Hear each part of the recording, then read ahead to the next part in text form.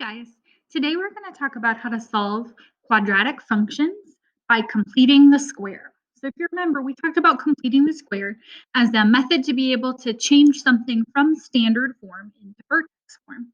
So today we're going to use that same process, this time to be able to solve quadratic functions. So let's just review that completing the square process here. So I have my quadratic function. I have to have it equal to 0. So everything on the same side equal to 0. And then our first step to complete the square is to split that middle term. So I had 10x, I split it into 5x and 5x. And then we move that c sort of back because we're going to replace the c that we had with a new one, right? This c here doesn't let me factor, so I couldn't solve this by factoring, so we're trying completing the square. Now I'm going to fill in the blank here with this cut in half number squared. So 25 will go here. And then remember we talked about how if I add 25 to this equation, I also then have to subtract 25 from this equation to keep it balanced, to keep it even. Now we can factor the first part of this using our grouping method. Since it's in 4 terms, we can use grouping to factor. Some of you may have worked out sort of the shortcut to get to the part that goes in parentheses. And so if you want to use that here, that's fine. I'm going to run through the factor by grouping just as a refresher. So my GCF here is x. That would leave me with x plus 5. Then my GCF here would be 5. That leaves me with x plus 5. Remember that stuff in parentheses should always be the same. So I'm going to pull that x plus 5 out. And then left over, I have another x plus 5, which we can write as x plus 5 squared. And then our constant terms at the end, we're just going to combine. So combine like terms at the end. So negative 3 and negative 25 gives us negative 28. So we'll just drop down that negative 28. And then remember, all of this is still equal to 0. So what we're going to do from here is basically revert back to our solving by square roots. So I'm going to take this 28 and move it to the other side by adding. So I would get 28 equals x plus 5 squared. And now I have that squared term by itself, so I can take a square root on both sides. Remember, anytime we take a root, plus or minus, so I have plus or minus the square root of 28 equals x plus 5. We want to simplify that root here. So 28 would be 7 times 4. 4 is 2 times 2. So we've got some exit buddies there that can come out. And then a 7 that will stay under. So this root simplifies to 2 root 7 plus or minus 2 root 7 equals x plus 5. And then I have one more step to get x by itself. I'm going to subtract 5 from both sides. So remember, when I subtract 5, that doesn't get subtracted from that coefficient on the root, from that number in front of the root.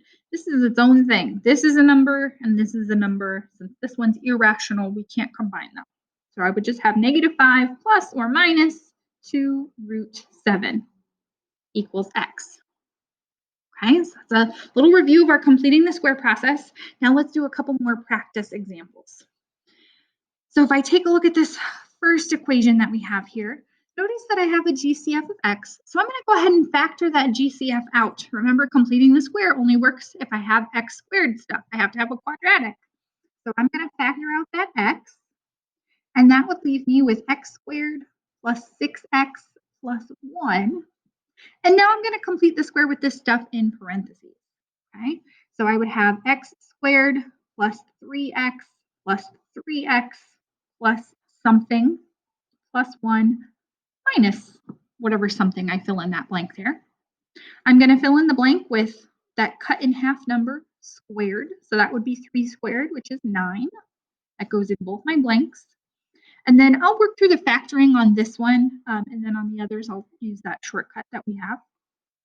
So if I factor by grouping here, my GCF would be x. That leaves me with x plus 3. My GCF for the second group would be 3.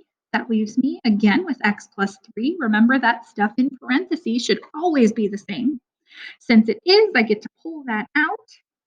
And then my other factor is also going to be x plus 3. So I can just write that as x plus 3 squared and then combine our like terms at the end. 1 minus 9 would be negative 8. So I have x plus 3 squared minus 8. Now, remember for this particular problem, I completed the square for this thing in parentheses. So that's still in parentheses with an x in front. And now I'm sort of combining, completing the square and factoring, solving by factoring. So I have this x in front here that I'm going to set equal to 0. And then I have my other factor here that I completed the square on that I will also set equal to 0. So x plus 3 squared minus 8 equals 0. I'm going to get the squared thing by itself. So that means I have to add 8 to both sides. And then I'll continue this problem over here. We have x plus 3 squared equals 8. So now we'll take a square root to get rid of the square. That gives me x plus 3 equals plus or minus. And let's simplify this root. 8 would be 4 times 2. 4 is 2 times 2. So I've got some exit buddies there. So I get to pull out a 2. And then I've got another 2 that stays inside. And my last step here is to get x by itself, so that means subtract 3 from both sides. So I would get x to be negative 3 plus or minus 2 root 2.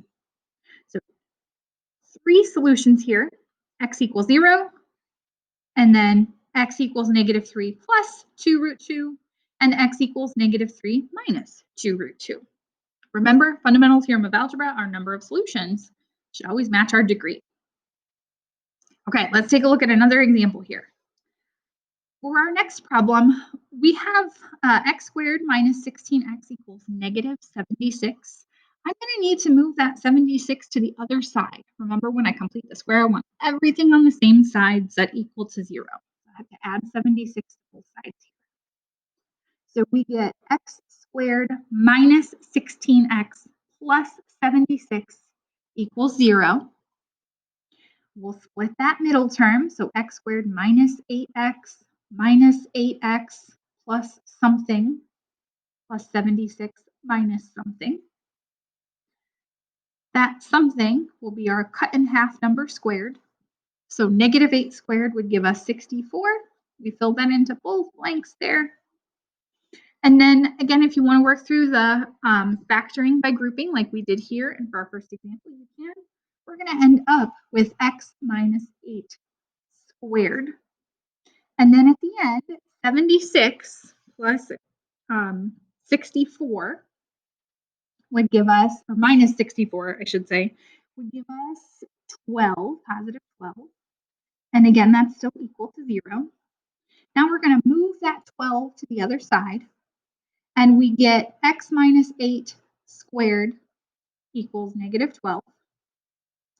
Now that I have the squared thing by itself, I can take a square root of both sides. And I would have x minus 8 left on the left. And then on the right, when I go to simplify this, I'm taking the square root of a negative number. So that means I'm going to have an I. And then when I factor 12, I would have 3 times 4. And 4 is 2 times 2. So I've got exit buddies here. So I would have 2i outside the root. And then 3 trapped in the root. My last step here to get x by itself is to add 8 to both sides. So I would get x equals 8, oh, and this should be plus or minus 2i root 3. Now, there is another way I could approach a problem like this. So I moved the 76 to the other side so we can complete the square the same way we did for our first example and that sort of review problem.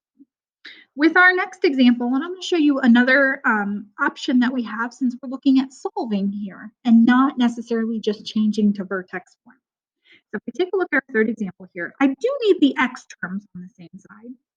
So I have to move that 6x over, but this time I'm going to leave the negative 12 on a side by itself. So I would have 3x squared minus 6x equals negative 12. And remember, when we complete the square, I can't have anything in front of x squared. So I actually have to factor out a 3.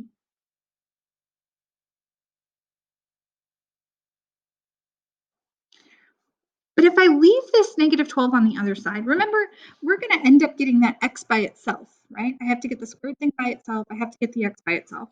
So I'm actually going to take advantage of that with my structure here and say, you know what, go ahead and leave that -12 on the other side. And then instead of having to worry about this GCF of 3 in front, I'm just going to say, you know what, move that to the other side too. So when we divide that, it's gone from the left. And I just have x squared minus 2x equals -4. And now I'm going to split this middle term in half again, -1x minus 1x. And I still need to add something so that I get something that factors nicely so we can actually complete the square. But since I've split this on both sides, right, I've got some stuff on the left and some stuff on the right, we know that if I add something on to one side of the equation, I can add it onto the other to keep that balance. So rather than adding something here and then subtracting something on the same side, since we're solving now, we can modify this a little bit. So whatever I add here, I'll also add on the other side. We fill in the blank the same way as before. So we have to take that cut in half number and square it. -1 squared would be 1. I still fill that into both of the blanks. The only big difference here now is that since this blank is on the other side of the equal sign, I'm adding it, okay, instead of subtracting it. Now we can factor this by grouping or again use your shortcut. So we would have x minus 1 squared here equals -4 plus 1 would be -3. And now that we're done with that completing the square process, since we modified it a little bit, we're kind of like a step ahead from where we were before. So I don't have to move anything to the other side. I have the squared thing on its own already. So I'm going to go ahead and take a square root of both sides. So that would give me x minus 1 equals, since I'm taking the square root of a negative number, I'm going to pull out an I. And then 3 is prime. Its only factors are 3 and 1. So we're not going to be able to simplify that at all. We'll just have plus or minus I root 3. And then our last step here to get x by itself is to add 1 to both sides. So we would get x equals 1 plus or minus I root 3. So those are our two solutions for that example. We'll take a look at one more together. And this time I'm going to use, even though we have standard form, I'm going to use that same structure and strategy that we used on our third example. So I'm actually going to take this constant term and move it to the other side. So I have 2x squared plus 12x equals 4. And then again, since I have a lead coefficient here that's not 1, I've got to divide it out of everything. We can't complete the square if our lead coefficient is anything but 1. So if I factor it out, I've got x squared plus 6x equals 4.